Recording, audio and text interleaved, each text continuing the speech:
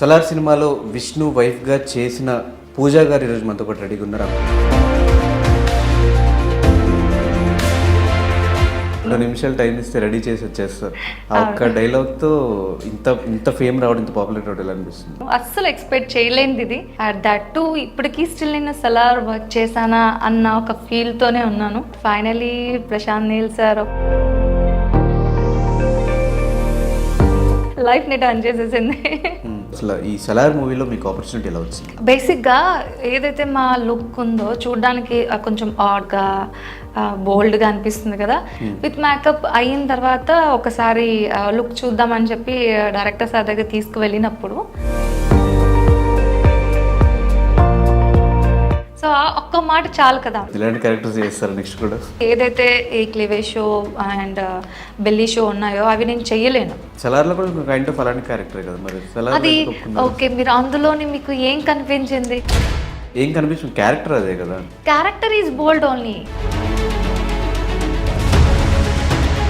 ఇలాంటివి ఏవైనా ఓకే, నాకేం ప్రాబ్లం లేదు అంటుంది క్యారెక్టర్ వైజ్. ఆ సెట్స్లో మొత్తం రాగా దుమ్ములో ధూళిలో అంతమంది పనిచేయడం ఇదంతా చూసినప్పుడు ఏమనిపించింది? ఒక మూవీని పబ్లిక్ ఎలాగా ఎంత సింపుల్గా పోయింది, పెద్ద రాడ్ లైక్ ఇలాగా తీసి పడేస్తూ ఉంటారు కదా. బట్ ఒక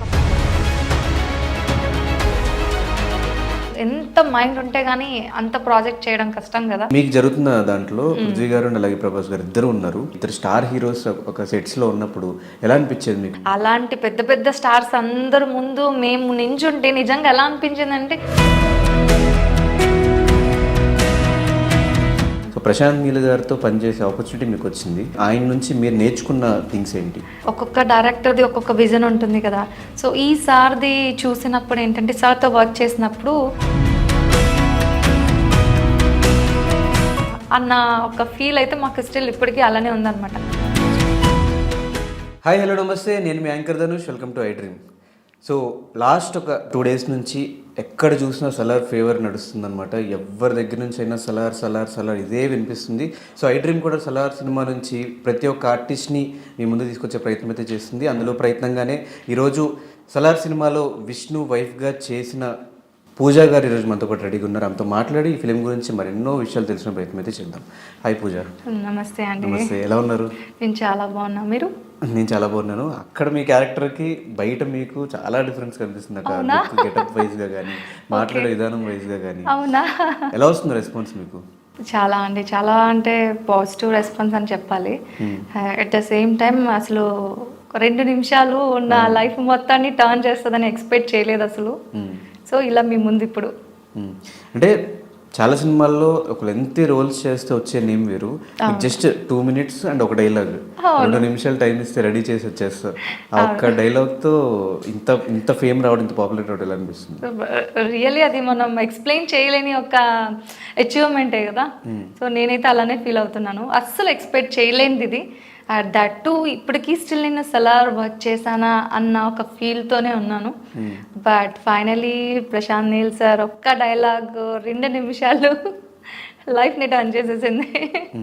సో స్టార్టింగ్ మిమ్మల్ని పిలిచినప్పుడు మీకు ఈ క్యారెక్టర్ గురించి ఏం చెప్పారు? అసలు ఈ సలార్ మూవీలో మీకు ఆపర్చునిటీ ఎలా వచ్చింది? యా, బేసిక్గా ఏదైతే మా లుక్ ఉందో చూడడానికి కొంచెం ఆడ్గా బోల్డ్గా అనిపిస్తుంది కదా. సో సెట్లోని విత్ మేకప్ మమ్మల్ని రమ్మని చెప్పారు సెట్కి. విత్ మేకప్ అయిన తర్వాత ఒకసారి లుక్ చూద్దామని చెప్పి డైరెక్టర్ సార్ దగ్గర తీసుకువెళ్ళినప్పుడు వన్స్ లుక్ చూడగానే ఇద్దరిని చూసారు. ఇద్దరు ఈక్వల్ హైట్, ఈక్వల్ ఫిగర్తో ఉన్న వాళ్ళు కావాలని వాళ్ళు ఎప్పటి నుంచో సర్చ్ చేస్తుండగా మా ప్రొఫైల్స్ దొరికాయి అనమాట. సో ఆ టైంలో సార్ మమ్మల్ని చూసి ఒకే ఒక మాట ఏమన్నారంటే, ఇది మీరు భయపడేలాంటి క్యారెక్టర్ అయితే కాదమ్మా, చాలా మంచి క్యారెక్టరే, చేయండి బాగుంటుంది అని చెప్పారు. సో ఆ ఒక్క మాట చాలు కదా. అంటే మనం ఎలా అనుకుంటామంటే చాలా బోల్డ్ ఉంటుందేమో, ఎలాగా పబ్లిక్ అవుతుందో, ఇలాంటి చాలా థాట్స్ వస్తూ ఉంటాయి. బట్ ఆయన స్టార్టింగే సెట్లోని మేము ఇంకా వెళ్ళక ముందే మాకు చెప్పిన గుడ్ వర్డ్ ఏంటి అంటే అదనమాట, ఇది చెయ్యండి చాలా బాగుంటుంది, క్యారెక్టర్ మీకు అసలు ఎలాంటి ప్రాబ్లం రాదు అని చెప్పారనమాట. చాలామందికి ప్రశాంత్ నీల్ గారి డైరెక్షన్లో నటించాలి అండ్ రాజమౌళి గారి డైరెక్షన్ నటించాలని అట్లీస్ట్ ఒక ఫ్రేమ్లో అయినా కనిపించి వెళ్ళిపోవాలి అని ఉంటుంది. సో ప్రశాంత్ నీల్ గారితో పనిచేసే ఆపర్చునిటీ మీకు వచ్చింది. సో వర్కింగ్ ఎక్స్పీరియన్స్ ఎలా ఉంది ఆయనతో? మీరు ఆయన నుంచి మీరు నేర్చుకున్న థింగ్స్ ఏంటి? వర్కింగ్ ఎక్స్పీరియన్స్ అంటే బేసిక్గా మనం ఒక్కొక్క డైరెక్టర్ది ఒక్కొక్క విజన్ ఉంటుంది కదా. సో ఈ సార్ది చూసినప్పుడు ఏంటంటే సార్తో వర్క్ చేసినప్పుడు నాకు తెలిసినంత వరకు సార్కి మంచి యాటిట్యూడ్ అంటే బాగా ఇష్టమని నాకు అర్థమైంది. ఏదైనా సరే విత్ యాటిట్యూడ్ చేయాలని అంటారు. సో అది కూడా ఎలా అంటే వెరీ ఒక grace of attitude, good attitude ఉండాలి అని. So Prashanth Neel sir almost అందరితో చాలా కూల్గానే డీల్ చేస్తారు. అసలు నిజంగా మేము అన్ని డేస్ వర్క్ చేసామా, ఒక డైరెక్టర్ ముందే మేము నించున్నామా అన్న ఒక ఫీల్ అయితే మాకు స్టిల్ ఇప్పటికీ అలానే ఉందన్నమాట. అంత కూల్ పర్సన్, అంత కూల్ డైరెక్టర్ నేనైతే చూడలేదు. ఏ డిస్కషన్స్ అయ్యాయి మీకు ప్రశాంత్ నీల్ గారికి? ఏమైనా డిస్కషన్స్ జరిగినాయి ఆఫ్ కెమెరా? లేదండి, ఆన్ సెట్స్లో మాత్రమే మా డైలాగ్స్ చెప్పినప్పుడు, లేకపోతే పర్ఫార్మెన్స్ ఎలాగ ఇవ్వాలి, తన సార్కి ఏ యాంగిల్లో కావాలి, సో అది ఆయన చెప్పేవారు, మేము అది ఫాలో అయిపోయేవాళ్ళం అనమాట. కానీ ప్రశాంత్ నీల్ గారి డైరెక్షన్లో చేయడం ఒక ఎత్తు అయితే, కాంబినేషన్ ప్రభాస్ గారితో అవును మీ ఎదురుకుండానే ఆయన ఫైట్ సీక్వెన్స్ అంతా షూట్ చేశారు, ఎలా అనిపించింది? సో రియలీ మనం థియేటర్లో చూసినప్పుడు, మీకు ఫైట్ చూసినప్పుడు ఏం ఫీల్ అయితే అయ్యారో అదే ఫీల్ మేము ఒక 6 to 7 days ఆ ఫైట్ సీన్స్ అయితే మేము చూసాం. ఆ ఫీల్తోనే అంతే ఫైర్తో ఎవ్రీడే మాకు ఆ ఫైర్ అనేది ఎప్పుడు కనిపించింది. లైవ్లోనే మాకు ఇలా ఉంటే విత్ సౌండ్ స్క్రీన్ మీద ఇంకెలా ఉంటుంది అని ఎక్స్పెక్ట్ చేసాం. నిజంగా దానికి బాప్లాగా ఉందని చెప్పచ్చు. సో ప్రభాస్ గారు డైరెక్ట్గా 7 days నేను ప్రభాస్ కానీ ఒక 3 to 4 times అయితే నేను చూసాను. ఎందుకంటే మా వర్క్ అయినప్పుడు వాళ్ళది అవ్వకపోవచ్చు, లేకపోతే సార్ వర్క్ అయినప్పుడు మాకు ఉండకపోవచ్చు. సో అలా చూసుకున్న ఒక 3 to 4 times అయితే నేను సెట్లో చూడడం జరిగింది. ప్రభాస్ గారు లైవ్లో యాక్షన్ సీక్వెన్స్ చూసినప్పుడు మీకు గూస్ బంప్స్ తెప్పించిన మూమెంట్ ఏంటి? వైల్ ఈజ్ లుక్ అండి. ఐ లుక్ ఏదైతే ఉందో అది రియల్ అబ్బా అన్న ఒక, ఎందుకంటే ఐ కాంటాక్ట్ కానీ, లేకపోతే వే ఆఫ్ తన వాకింగ్ స్టైల్ కానీ ప్రతిదీ కూడా మీరు అన్నట్లే అనిపించింది మాకు. మళ్ళీ మీ డైలాగే ఆయన రిపీట్ చేస్తాడు. అవును, 2 minutes టైం ఇస్తే రెడీ చేసి తీసుకొస్తా, 2 నిమిషాలు ఇవ్వు బావా దొరసానిలా తయారు చేస్తా, అది మీ డైలాగ్. ఎస్, ఆయన డైలాగ్ 2 నిమిషాలు ఇస్తే దొరలా తయారు చేస్తా అని కౌంటర్ అనమాట. ఎక్స్పెక్ట్ చేశారా ఇంత హ్యూజ్గా సక్సెస్ అవుతుంది? No, never. అస్సలు బేసిక్గా నాది చాలా అంటే బ్రాడ్ మైండ్. ఎలాగ థింక్ చేస్తానంటే ఈ రేపు ఎలా ఉంటుంది అనేది ముందుగా నేను థింక్ చేసి అన్నీ రెడీ చేసుకొని ఉంచుకుంటాను అనమాట. ఎప్పుడు అదే వ్యూలో ఉంటా. రేపటి రోజు గురించి ముందుగానే ప్లానింగ్ వేసుకోవడం, లేకపోతే కాస్ట్యూమ్స్ రెడీ చేసుకోవడం, ఇలా చేస్తూ ఉంటా. ఫస్ట్ టైం సలార్ గురించి నేను అసలు ఎక్స్పెక్ట్ చేయలేదు, అందుకే నేను అసలు ప్రిపేర్ అయ్యి కూడా లేను. స్టిల్ నాకు ఇంకా ఇదంతా ఏంటి, ఇది నిజమేనా, నేను ఇలా ఉన్నానా, ఇప్పుడు ఇంటర్వ్యూ ఇస్తున్నానా, ఇదే ఫీల్డ్లో ఉన్నాను. కానీ సలార్ షూటింగ్ అవుతున్నంత సేపు కూడా ఎవరి గెటప్స్ రివీల్ అవ్వలేదు, ఎవరు ఇందులో చేస్తున్నారు, ఏం చేస్తున్నారు ఎవరికి తెలియలేదు. మీ అందరికీ ఏమైనా స్ట్రిక్ట్గా ఇన్స్ట్రక్షన్స్ ఇచ్చేవాళ్ళ నీల్ గారు? ఎస్ అండి, స్ట్రిక్ట్ అంటే ఫోన్స్ అలౌ చేసేవారు కాదు. బట్ మాకైతే అంటే అంత రిస్ట్రిక్షన్స్ అంత టైట్గా పెట్టలేదు. కానీ బట్ వద్దండి ఫొటోస్ అలాంటివి ఏమి తీయదు, బికాజ్ అది మనది చాలా ఇంపార్టెంట్ సీన్ టు ఈ ప్రాజెక్ట్కి, మనది చాలా ఒక ఏమని చెప్పాలి, పవర్ బ్యాంక్ అని చెప్పాలి. సో అందుకని ఇవి రివీల్ చేయొద్దు, ఏ ఫొటోస్ కానీ సీన్స్ కానీ ఏవి రివీల్ చేయొద్దని మాకు ముందే చెప్పడం జరిగింది. సో దానివల్ల మేము ఎన్ని డేస్ కాస్ట్యూమ్లో రెడీ అయ్యి కూర్చున్నా కూడా ఒక్కసారి కూడా మేము రివీల్ చేయలేదు. కలిసారా ప్రభాస్ గారిని సెట్స్లో కానీ సెట్స్ బయట కానీ? కలిసి ఏం మాట్లాడారు ఆయనతో? మాట్లాడిన ఎక్స్పీరియన్స్ అయితే మాకేం లేదు. బట్ మేము లైవ్లో చూసి, అంటే డైరెక్టర్ సార్ ఆయన మాట్లాడుకున్న ఆ కన్వర్జేషన్ చూసి మేము ఇలా చూసి మురిసిపోతూ ఉండేవాళ్ళం అంతే. సో ఆ సెట్స్లో మొత్తం రాగా దుమ్ములో ధూళిలో అంతమంది పనిచేయడం ఇదంతా చూసినప్పుడు ఏమనిపించింది? ఇంత పెద్ద ఫిలింలో వర్క్ చేస్తున్నారు మీరు. నాకు ఫస్ట్ ఏమనిపించిందంటే, అసలు ఒక మూవీని పబ్లిక్ ఎలాగా అంత సింపుల్గా అయిపోయింది పోయింది, పెద్ద రాడ్ లైక్ ఇలాగా తీసి పడేస్తూ ఉంటారు కదా. బట్ ఒక ప్రాజెక్ట్ వెనకాల కొన్ని వేల మంది, కొన్ని వందల మంది వాళ్ళ స్ట్రగుల్ అయిన హార్డ్ వర్క్ డేస్ అనేవి కానీ ఆల్మోస్ట్ ఎలా అనిపించిందంటే ఇంత కష్టపడతాం, ఇంత ఉంటుందా, లైక్ నేనైతే ఎంత హార్డ్ వర్క్ చేస్తే కానీ ఒక సక్సెస్ అనేది రాదు అని వీళ్ళ అందరూ చేస్తున్న వర్క్ చూసి అట్ ద సేమ్ టైం వాళ్ళతో పాటు మేము కూడా అర్లీ మార్నింగ్ 4 o'clock లేచి సెట్లో విత్ మేకప్ 6 o'clock ఉండాలి మేము. సో ఆ టైమింగ్స్ కానీ అన్నీ ఒక ప్లానింగ్, ఎంత మైండ్ ఉంటే కానీ అంత ప్రాజెక్ట్ చేయడం కష్టం కదా. సో మీకు వచ్చిన బెస్ట్ కాంప్లిమెంట్ ఏంటి రిలీజ్ అయిన తర్వాత? అదే ఇప్పుడు నేను మీ ముందు ఉండడానికి ఆ ఒక్క డైలాగే నన్ను చాలా హ్యాపీ అనిపించింది. అంటే మీరు స్క్రీన్ మీద బయట మీరు ఏదైతే నాతో అన్నారో అందరూ అలానే అన్నారు, బట్ అంత లైక్ రగ్గడ్ లుక్ ఎలా అండి అని చెప్పి చాలా బాగుంది ఆ లుక్ మీకు, కానీ ఇలాంటి క్యారెక్టర్స్ చేస్తారా ఇక మీదట కూడా అని ఇలాంటి క్వశ్చన్స్ అయితే వచ్చాయి అన్నమాట. సరే, అదే క్వశ్చన్ అడుగుతుంది, ఇలాంటి క్యారెక్టర్స్ చేస్తారా నెక్స్ట్ కూడా? అలాగేం లేదండి. ఇప్పుడు దీనివల్ల మనం క్లిక్ అయ్యాం కదా అంటే ఇంక ఇవే టైప్ చేస్తాను లేకపోతే నాకు ఇవే ఇష్టం అనేది ఏం లేదు. నాకు ఇంట్రెస్ట్ ఏంటి అంటే ఎలాగైనా సరే ఇండస్ట్రీలో అడుగు పెట్టాలి, మనం ఏం చేయాలనుకుంటున్నామో అది చేసి చూపించాలి అన్నప్పుడు ఏదైతే నా వరకు వచ్చిన ప్రాజెక్ట్స్ అయితే ఉన్నాయో అవి నేను నో అని చెప్పకుండా చేయడం అయితే జరిగింది. సో అలాగా ఇక మీదట ఏ క్యారెక్టర్ వచ్చినా కూడా నేను చేయడానికి రెడీ, కానీ వితౌట్ ఎక్స్పోజ్ అండ్ అనమాట బాడీ షోయింగ్ అలాంటివి ఏవి కాకుండా అయితే ఏ లెవెల్లోనైనా చేయడానికి రెడీ. ఎందుకు ఒక యాక్టర్గా అన్ని రకాల క్యారెక్టర్స్ చేయడానికి రెడీగా ఉంటారు కదా అందరూ, మీరు ఎందుకు పర్టికులర్ కొన్ని ఇలాగే చేయాలి? Yeah exactly. ఇప్పుడు ఏంటంటే మనకి ఏదైతే కంఫర్ట్ కాస్ట్, ఇప్పుడు మీరు సమ్మర్ సీజన్లో ఉన్నారనుకోండి, నేను మీకు వింటర్ కాస్ట్యూమ్ ఇస్తానంటే వేసుకుంటారా? డెఫినెట్లీ వేసుకోరు. కాటన్ షర్ట్స్ అవి వేసుకుంటారు. వై? ఎందుకు? బట్ యాక్టర్గా ఉన్నప్పుడు సమ్మర్లో ఉన్నప్పుడు వింటర్ చేయాల్సి వస్తుంది, నేను అడుగుతున్నా. ఈవెన్ ఆర్ఆర్ఆర్ సినిమాలో ఎన్టీఆర్ గారు ఫుల్ వింటర్లో జరిగిన షూట్, అది వాటర్తో ఎపిసోడ్ ఏదైతే ఉందో కంప్లీట్ వింటర్లో జరిగిన షూట్. అంటే నేను ఇది చెప్పడానికి ఎగ్జాంపుల్, ఇది చెప్పడానికి రీజన్ ఏంటి అంటే నాకు కాస్ట్యూమ్ కంఫర్ట్ ఉంటేనే నా 100% పర్ఫార్మెన్స్ అనేది నేను ఇవ్వగలుగుతా. కాస్ట్యూమ్ అన్కంఫర్ట్ ఉన్నప్పుడు నేను ఇవ్వలేను. సో నాకు కాస్ట్యూమ్ కంఫర్ట్ అనేది ఏదైతే ఈ క్లివేజ్ షో అండ్ బెల్లీ షో ఉన్నాయో అవి నేను చెయ్యలేను. సో అలాంటిది లేనప్పుడు ఇంకా ఎలాంటి క్యారెక్టర్ అయినా, ఎంత బోల్డ్ డైలాగ్స్ అయినా ఏదైనా చేయడానికి రెడీ, వితౌట్ బాడీ షోయింగ్ అలాంటిది లేకుండా అయితే చేయగలను. సలార్లో కూడా కైండ్ ఆఫ్ అలాంటి క్యారెక్టర్ కదా మరి. అది ఓకే, మీరు అందులోని మీకు ఏం కనిపించింది? ఏం కనిపించింది? క్యారెక్టర్ అదే కదా. Character is bold only, dialogues likes అలా ఉంది, లుక్ అలా ఉంది, కానీ బట్ అందులో నేనేమి అంత బాడీ షోయింగ్ ఏం లేదు కదా. సో నేను అంటుంది అలాంటిది చెయ్యను, ఇలాంటివి ఏవైనా ఓకే నాకేం ప్రాబ్లం లేదు అంటు క్యారెక్టర్ వైజ్. ఓకే. సో ఇది మీ ఫస్ట్ ఫిల్మ్, బిఫోర్ కూడా సినిమాలు చేస్తున్నారు? బిఫోర్ చేశానండి. Mahasamudram, hit 2, Godfather, Ugram, Tiger Nageswara Rao. So అందులో ఆల్మోస్ట్ ఈ లుక్కి దగ్గర ఉన్నవి అయితే ఉగ్రం, టైగర్ నాగేశ్వరరావు అని చెప్పచ్చు.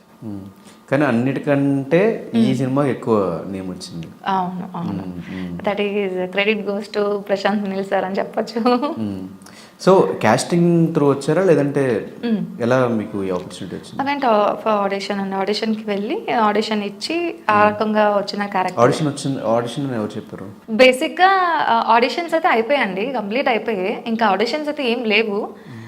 నేనేంటంటే ఒక 5 ఆడిషన్స్ అలా ఒక్కొక్క ఆఫీస్కి వెళ్ళి, ఫ్రెండ్స్ సర్కిల్ ఉంటుంది కదా మనకి, గ్రూప్స్ ఉంటాయి, పలానా ప్లేస్లో ఆడిషన్స్ అవుతున్నాయి అని మనకి ఫార్వర్డ్ మెసేజెస్ వస్తూ ఉంటాయి కదా.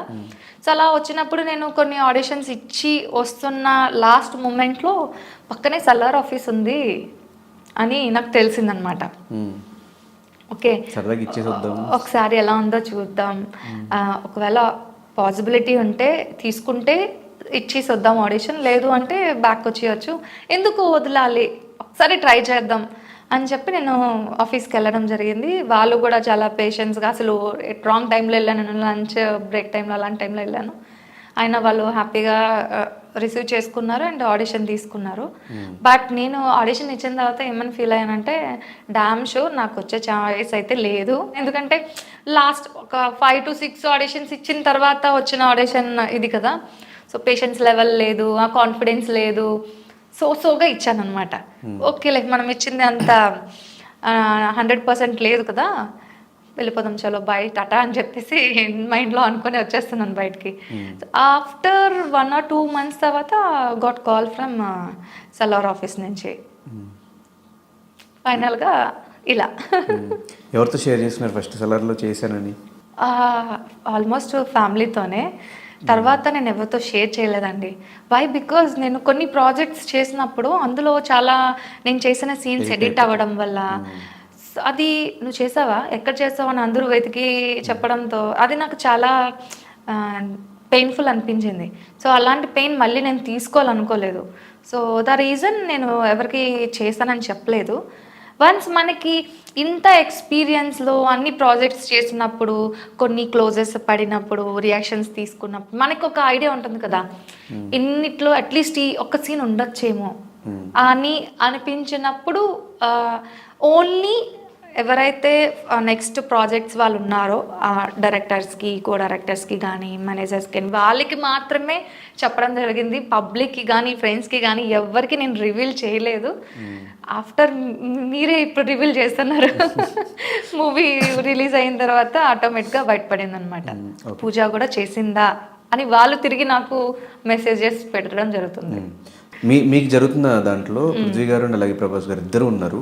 సో లైవ్లో వాళ్ళిద్దరిని చూసినప్పుడు ఇద్దరు బాండింగ్ కానీ ఇద్దరు స్టార్ హీరోస్ ఒక సెట్స్లో ఉన్నప్పుడు ఎలా అనిపించేది మీకు? ఎలా ఉండేది మీకు? అయ్యో అసలు నిజంగా పృథ్వీరాజ్ గారు ఆయన దీంట్లోని పెద్ద స్టార్ కదండి. అలాంటి పెద్ద పెద్ద స్టార్స్ అందరు ముందు మేము నించుంటే నిజంగా ఎలా అనిపించిందంటే, ఏంటి నిజంగా మేము వీళ్ళతో కలిసి వర్క్ చేస్తున్నామా, స్టిల్ నాకు అదొక డ్రీమ్ లాగే ఉంది. సో వాళ్ళని అలా చూడడం నాకు చాలా చాలా చెప్పలేని గ్రేట్ మూమెంట్స్ అని చెప్పచ్చు. సో దీని తర్వాత నెక్స్ట్ ప్రాజెక్ట్స్ ఏం చేస్తున్నారు? నెక్స్ట్ ప్రాజెక్ట్స్ అండి సుందరం మాస్టర్, నెక్స్ట్ యాష్ ఎంఎం అని పార్వతీశం గారు లీడ్గా చేశారు, ఆయనతో ఒక ప్రాజెక్ట్ చేశాను. అండ్ తులసిరామ్ గారి డైరెక్షన్లో, అంటే మంత్ర మంగళ డైరెక్టర్, ఆయన డైరెక్షన్లో దక్షిణ అని ఒక ప్రాజెక్ట్ చేయడం జరిగింది. And at the same time మన ఈయన కుమ్మరన్ గారు రమణాలోడ తల్లిరా ఆయనతో పాటు ఒక ప్రాజెక్ట్ చేయడం జరిగింది. ఆయన కాంబినేషన్లో ఇద్దరిది ఒక పెయిర్. సో అది డట్టి ఫెలో అని. సో ఇవన్నీ కూడా రిలీజ్కి దగ్గరలో ఉన్నాయి. సో ఈ ఫిలిం రిలీజ్ అయిన తర్వాత మీ ఫ్యామిలీ రియాక్షన్ ఏంటి? సో ఆల్మోస్ట్ అందరూ హ్యాపీ కదండి. సేమ్ నేను కూడా ఎలాంటి మూమెంట్లో ప్రెజెంట్ ఉన్నానో వాళ్ళు కూడా అసలు ఎవరు ఎక్స్పెక్ట్ చేయలేదు ఒక సింగిల్ డైలాగ్ ఇలాగ చేంజ్ చేస్తుంది అనేసి. సో ఒకసారి మా ఆడియన్స్ కోసం అదే మాడ్యులేషన్లో ఆ డైలాగ్ చెప్తారా?